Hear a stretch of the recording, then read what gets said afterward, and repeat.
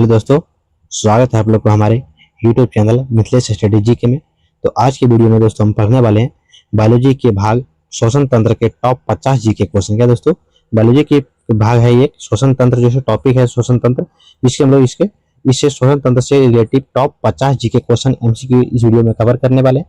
तो आप लोग हमारे चैनल पर पहली बार आए तो चैनल को सब्सक्राइब कीजिएगा, अपने दोस्तों को शेयर कीजिएगा और वीडियो को लाइक कर दीजिएगा दोस्तों। तो आइए दोस्तों हम लोग शुरू करते हैं, बिना समय गवाते इस वीडियो को शुरू करते हैं। तो मेरा पहला क्वेश्चन है कि श्वसन, क्या दोस्तों श्वसन तंत्र से क्या पहला क्वेश्चन है कि श्वसन, क्या दोस्तों श्वसन का प्रमुख अंग कौन सा होता है। तो श्वसन का दोस्तों प्रमुख अंग होता है वो कौन होता है, फेफड़ा होता है। तो इसका राइट आंसर होगा दोस्तों ऑप्शन नंबर बी के साथ फेफड़ा हो जाएगा। अगला प्रश्न है कि मनुष्य है दोस्तों कि मनुष्य के फेफड़े को ढकने वाली झिल्ली को क्या कहते हैं। तो मनुष्य को दोस्तों फेफड़े ढकने वाली झिल्ली को क्या कहते हैं, प्लूरा कहा जाता है। तो इसका राइट आंसर है दोस्तों ऑप्शन नंबर बी के साथ, यानी कि प्लूरा कहा जाता है। अगला प्रश्न है कि श्वसन, क्या दोस्तों कि श्वसन की क्रियात्मक इकाई क्या कहलाती है। तो श्वसन का दोस्तों क्रियात्मक इकाई को क्या एल्वियोलाई कहते हैं। तो इसका राइट आंसर है दोस्तों ऑप्शन नंबर बी के साथ, यानी एल्वियोलाई को श्वसन की क्रियात्मक इकाई को एल्वियोलाई कहा जाता है दोस्तों। अगला प्रश्न है कि सामान्यतः, क्या दोस्तों कि सामान्यतः श्वसन दर कितनी होती है, यानी बैक्स का दोस्तों सामान्यतः श्वसन दर कितना होता है, तो 12 से 20 प्रति मिनट होता है। तो इसका राइट आंसर दोस्तों ऑप्शन नंबर बी के साथ, यानी 12 से 20 मिनट प्रति मिनट होता है दोस्तों। अगला प्रश्न है कि श्वसन, क्या दोस्तों कि श्वसन का नियंत्रण, क्या दोस्तों कि श्वसन का नियंत्रण मस्तिष्क के किस भाग द्वारा होता है। तो श्वसन का नियंत्रण मस्तिष्क के जो है मेडुला ऑब्लंगोटा के भाग में होता है। तो इसका राइट आंसर है दोस्तों ऑप्शन नंबर बी के साथ, मेडुला ऑब्लंगोटा हो जाएगा। अगला प्रश्न है कि वायु में, क्या दोस्तों कि वायु में ऑक्सीजन की मात्रा लगभग कितनी होती है। तो वायु में दोस्तों ऑक्सीजन की मात्रा 21% का होता है। तो इसका राइट आंसर है दोस्तों ऑप्शन नंबर ए के साथ 21%। कितना दोस्तों 21% हो जाएगा। वायु में ऑक्सीजन की मात्रा 21% है दोस्तों। अगला प्रश्न है कि श्वसन, क्या दोस्तों कि श्वसन के दौरान कौन सा जो है गैस जो है आदान प्रदान होता है। तो श्वसन के दौरान दोस्तों कौन सा गैस का आदान प्रदान होता है, तो होता है कौन, एल्वियोलाई करता है। तो इसका राइट आंसर है दोस्तों ऑप्शन नंबर सी के साथ, यानी एल्वियोलाई करता है। कौन करता है, एल्वियोलाई करता है दोस्तों। अगला प्रश्न है कि हीमोग्लोबिन, क्या दोस्तों है कि हीमोग्लोबिन का मुख्य कार्य क्या होता है। तो हीमोग्लोबिन का मुख्य कार्य होता है ऑक्सीजन का परिवहन करना। तो इसका राइट आंसर है दोस्तों ऑप्शन नंबर बी के साथ, यानी हीमोग्लोबिन का कार्य होता है ऑक्सीजन का परिवहन करना होता है। अगला प्रश्न है कार्बन डाइऑक्साइड, क्या दोस्तों कि कार्बन डाइऑक्साइड का अधिकांश भाग रक्त में किस रूप में परिवर्तित होता है। तो कार्बन डाइऑक्साइड का अधिकांश भाग रक्त में दोस्तों ये बाइकार्बोनेट आयरन के रूप में परिवर्तन होता है। तो इसका राइट आंसर है दोस्तों ऑप्शन नंबर सी के साथ, बाइकार्बोनेट और आयरन के साथ। अगला प्रश्न है कि श्वसन, क्या दोस्तों श्वास नली, क्या दोस्तों श्वास नली में सी आकार के छल्ले किसके बने होते हैं। तो श्वास नली में दोस्तों सी आकार के छल्ले उपास्थि का बना होता है। तो इसका राइट आंसर है दोस्तों ऑप्शन नंबर बी के साथ, उपास्थि हो जाएगा। अगला प्रश्न है कि फेफड़ों, क्या दोस्तों कि फेफड़ों में गैस का आदान प्रदान किस प्रक्रिया द्वारा होता है। तो फेफड़ों में दोस्तों गैस का जो आदान प्रदान होता है दोस्तों ये विसरण प्रक्रिया के द्वारा होता है। तो इसका राइट आंसर है दोस्तों ऑप्शन नंबर बी के साथ, यानी कि विसरण प्रक्रिया के द्वारा होता है दोस्तों। अगला प्रश्न है कि दायां, क्या दोस्तों कि दायां फेफड़ा कितने खंडों में विभाजित होता है। तो दायां फेफड़ा दोस्तों मुख्यतः 3 खंडों में विभाजित होता है। तो इसका राइट आंसर है दोस्तों ऑप्शन नंबर बी के साथ 3 खंडों में विभाजित होता है। अगला प्रश्न है कि बायां फेफड़ा, क्या दोस्तों कि बायां फेफड़ा कितने खंडों में विभाजित होता है। तो बायां फेफड़ा दोस्तों 2 खंडों में विभाजित होता है। तो इसका राइट आंसर है दोस्तों ऑप्शन नंबर ए के साथ 2 हो जाएगा।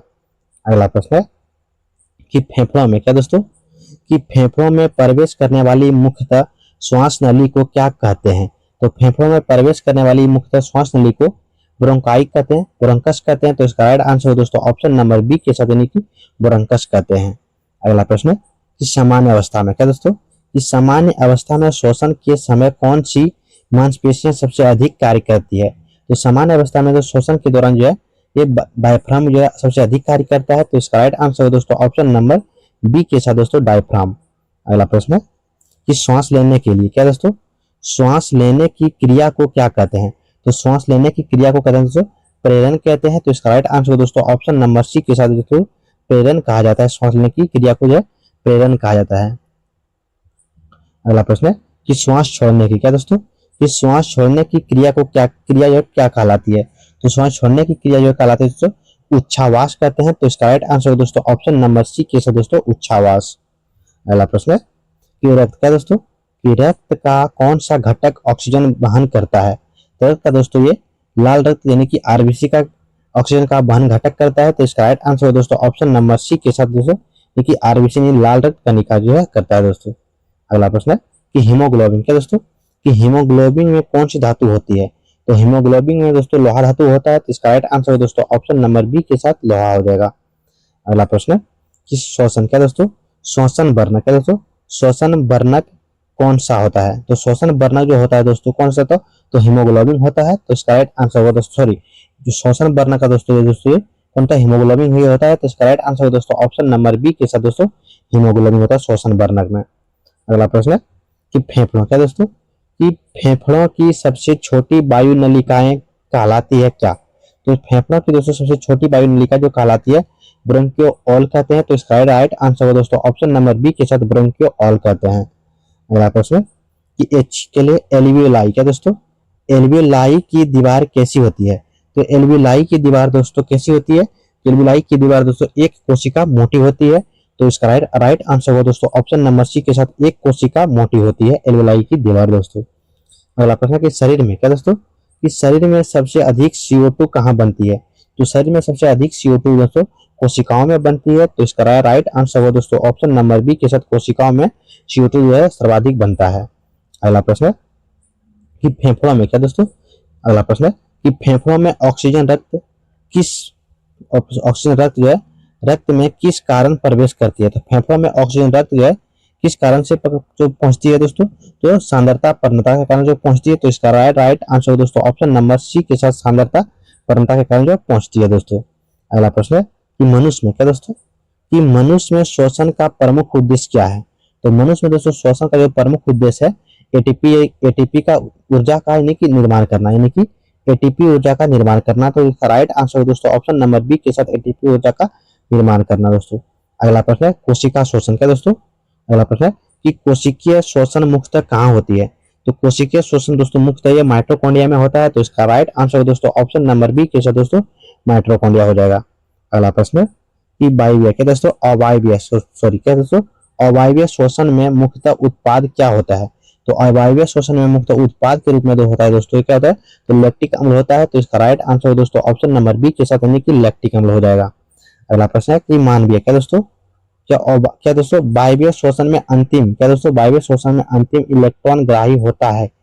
अंतिम इलेक्ट्रॉन जो ग्राही कौन होता है, तो अंतिम इलेक्ट्रॉन जो ग्राही होता है दोस्तों ऑक्सीजन होता है। तो इसका राइट आंसर दोस्तों ऑप्शन नंबर बी के साथ यानी ऑक्सीजन होता है। अगला प्रश्न है कि मनुष्य क्या दोस्तों, कि मनुष्य की नाक का मुख्य कार्य क्या है। तो मनुष्य का दोस्तों नाक का मुख्य कार्य है कि वायु को छानना एवं गर्म करना और नम को जो है बनाए रखना दोस्तों। तो इसका राइट आंसर दोस्तों ऑप्शन नंबर बी के साथ वायु को छानना और गर्म करना और नम को बनाए रखना मनुष्य का नाक का दोस्तों कार्य है दोस्तों। अगला प्रश्न है स्वतंत्र क्या दोस्तों, अगला प्रश्न है कि क्या दोस्तों स्वयंत्र को किस नाम से जाना जाता है। तो स्वयंत्र को दोस्तों ये वायवीय क्या दोस्तों वॉइस बॉक्स क्या दोस्तों, वॉइस बॉक्स यानी कि लैरिंग्स को दोस्तों क्या किसे कहते हैं, लैरिंग्स को दोस्तों वॉइस बॉक्स के नाम से भी जाना जाता है। तो इसका राइट आंसर दोस्तों ऑप्शन नंबर बी के साथ यानी वॉइस बॉक्स भी कहा जाता है। अगला प्रश्न कि मानव क्या दोस्तों, कि मानव शरीर में गैसों का वास्तविक आदान प्रदान कहाँ होता है। तो मानव शरीर में दोस्तों गैसों का जो है वास्तविक आदान प्रदान जो होता है वो कहाँ होता है, एल्वियोलाई में होता है। तो इसका राइट आंसर दोस्तों ऑप्शन नंबर सी के साथ एल्वियोलाई में होता है। अगला प्रश्न है कि फेफड़ों क्या दोस्तों, कि अगला प्रश्न है कि फेफड़ों में उपस्थित एल्वियोलाई की अनुमानित संख्या कितनी होती है। तो फेफड़ों में दोस्तों उपस्थित की एल्वियोलाई की अनुमानित संख्या होती है 30 करोड़। तो इसका राइट आंसर हो दोस्तों ऑप्शन नंबर सी के साथ 30 करोड़ हो जाएगा। अगला प्रश्न है कि श्वसन क्या दोस्तों, कि श्वसन के समय डायफ्राम की स्थिति श्वास लेते समय कैसी होती है। तो श्वसन के समय डायफ्राम की जो स्थिति होती है वैसे नीचे की ओर समतल हो जाता है। कैसा होता है, नीचे की ओर समतल। तो इसका राइट आंसर है दोस्तों ऑप्शन नंबर बी के साथ नीचे की ओर समतल हो जाता है डायफ्राम दोस्तों। अगला प्रश्न है कि मानव शरीर में क्या दोस्तों, कि मानव शरीर में सबसे अधिक ऑक्सीजन का उपभोग कौन सा अंग करता है। तो मानव शरीर में सबसे अधिक जो ऑक्सीजन का उपभोग जो करता है दोस्तों वो मस्तिष्क करता है। तो इसका राइट आंसर हुआ ऑप्शन नंबर बी के साथ जो तो मस्तिष्क करता है। अगला प्रश्न है कि श्वसन का दोस्तों, अगला प्रश्न है कि श्वसन के दौरान ऑक्सीजन का हीमोग्लोबिन से बना यौगिक को क्या कहलाता है? तो उसे कहते हैं ऑक्सी हीमोग्लोबिन। तो इसका राइट आंसर है दोस्तों ऑप्शन नंबर बी के साथ ऑक्सी हीमोग्लोबिन कहा जाता है। अगला प्रश्न है कि कार्बन क्या दोस्तों? अगला प्रश्न है कि कार्बन मोनोऑक्साइड जिसको सीओ हीमोग्लोबिन से मिलकर क्या बनती है? तो कार्बन मोनोऑक्साइड जो सीओ हीमोग्लोबिन से मिलकर जो बनाती है वो कार्बोक्सी हीमोग्लोबिन बनाती है। तो इसका राइट आंसर है दोस्तों ऑप्शन नंबर बी के साथ कार्बोक्सी हीमोग्लोबिन जो बनाती है। अगला प्रश्न है कि कार्बन क्या दोस्तों? कि कार्बन मोनोऑक्साइड विषैली जो क्यों होती है? तो कार्बन मोनोऑक्साइड ये विषैली क्यों होती है? तो यह जो है दोस्तों यह हीमोग्लोबिन से ऑक्सीजन की अपेक्षा अधिक दृढ़ता से जुड़ती है। तो इसका राइट आंसर दोस्तों ऑप्शन नंबर बी के साथ दोस्तों ये जो है इसका right answer option number B हो जाएगा। अगला प्रश्न है कि श्वसन क्या दोस्तों? कि श्वसन की दर बढ़ाने वाला प्रमुख कारण कौन सा है? तो श्वसन की दर बढ़ाने का प्रमुख कारण है दोस्तों रक्त में CO2 का अधिकता। तो इसका राइट आंसर होगा दोस्तों ऑप्शन नंबर बी के साथ रक्त में CO2 की अधिकता के कारण। अगला प्रश्न है कि मानव में क्या दोस्तों? अगला प्रश्न है कि मानव शरीर में सबसे जो बड़ा श्वसन मार्ग कौन सा है? तो मानव शरीर में जो सबसे बड़ा श्वसन मार्ग है श्वास नली है। तो इसका राइट आंसर है दोस्तों ऑप्शन नंबर बी के साथ दोस्तों श्वास नली, जिसे ट्रैकिया भी कहते हैं दोस्तों। अगला प्रश्न है कि दोस्तों श्वसन तंत्र, दोस्तों श्वसन तंत्र का कौन सा भाग भोजन को श्वास नली में जाने से रोकता है? तो श्वसन का दोस्तों कौन सा भाग जो है भोजन को जो है श्वास नली में जाने से रोकता है? तो कौन कहता है एपीग्लास्टिक है दोस्तों, एपीग्लास्टिक रोकता है। तो इसका राइट आंसर है दोस्तों ऑप्शन नंबर बी के साथ दोस्तों एपीग्लास्टिक है दोस्तों, एपीग्लास्टिक होता है। अगला प्रश्न है कि फेफड़ों क्या दोस्तों? कि फेफड़ों की कार्यात्मक मापने के लिए किस यंत्र का प्रयोग किया जाता है?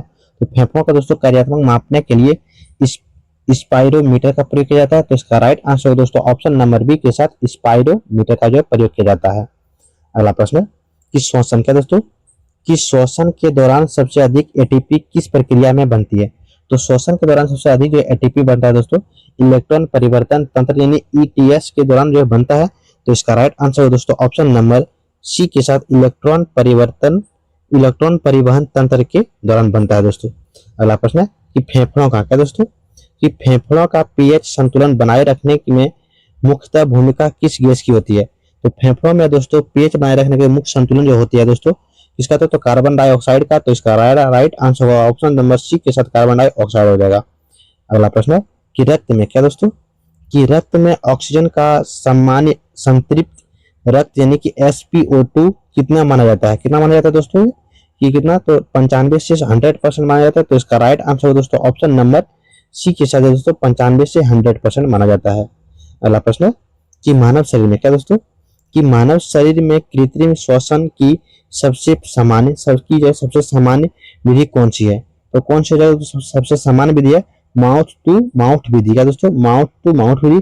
तो इसका राइट आंसर दोस्तों ऑप्शन नंबर बी के साथ माउथ टू माउथ विधि हो जाएगा। अगला प्रश्न है कि श्वसन क्या दोस्तों? कि श्वसन वर्णक हीमोग्लोबिन का निर्माण मुख्यतः किस खनिज पर निर्भर करता है? तो किस खनिज? तो लोहा खनिज पर निर्भर करता है। तो इसका राइट आंसर दोस्तों ऑप्शन नंबर बी के साथ लोहा हो जाएगा। अगला प्रश्न है कि निम्नलिखित क्या दोस्तों? कि निम्नलिखित में से कौन सा रोग जो है श्वसन तंत्र से संबंधित है? निम्नलिखित में जो अस्थमा जो है दोस्तों ये श्वसन तंत्र से संबंधित रोग है। तो इसका राइट आंसर दोस्तों ऑप्शन नंबर बी के साथ दोस्तों अस्थमा हो जाएगा। अगला प्रश्न है कि क्या है तपेदिक है दोस्तों? टीबी क्या है दोस्तों? तपेदिक टीबी रोग मुख्यतः किस अंग को प्रभावित करता है? टीबी रोग जो है मुख्य रूप से फेफड़े को प्रभावित करता है। तो इसका राइट आंसर दोस्तों ऑप्शन नंबर बी के साथ यानी कि टीबी जो है फेफड़े को जो है प्रभावित करता है। अगला प्रश्न है कि फेफड़ों का क्या दोस्तों? कि फेफड़ों का कैंसर होने का सबसे बड़ा जोखिम कारक क्या है? तो फेफड़ों का दोस्तों कैंसर का सबसे बड़ा जोखिम कारक क्या है? धूम्रपान है। तो इसका राइट आंसर है दोस्तों ऑप्शन नंबर बी के साथ दोस्तों धूम्रपान। अगला प्रश्न है कि श्वसन तंत्र क्या दोस्तों? कि श्वसन तंत्र का अध्ययन क्या कहलाता है? तो श्वसन तंत्र का अध्ययन क्या कहलाता है? तो आपका ऑप्शन है दोस्तों कार्डियोलॉजी, ऑप्शन बी है फ्लोमोलॉजी, ऑप्शन सी है नेफ्रोलॉजी, ऑप्शन डी है हेमेटोलॉजी। तो दोस्तों आप लोग इसका जो है आंसर जो है कमेंट बॉक्स में बताइएगा कि श्वसन तंत्र का अध्ययन क्या कहलाता है। तो अगर आप लोग को हमारे वीडियो पसंद आते हैं तो चैनल को सब्सक्राइब कीजिएगा, अपने दोस्त को वीडियो शेयर कीजिएगा और वीडियो को लाइक कर दीजिएगा। मिलेंगे तब तक के लिए नेक्स्ट वीडियो में दोस्तों। जय हिंद।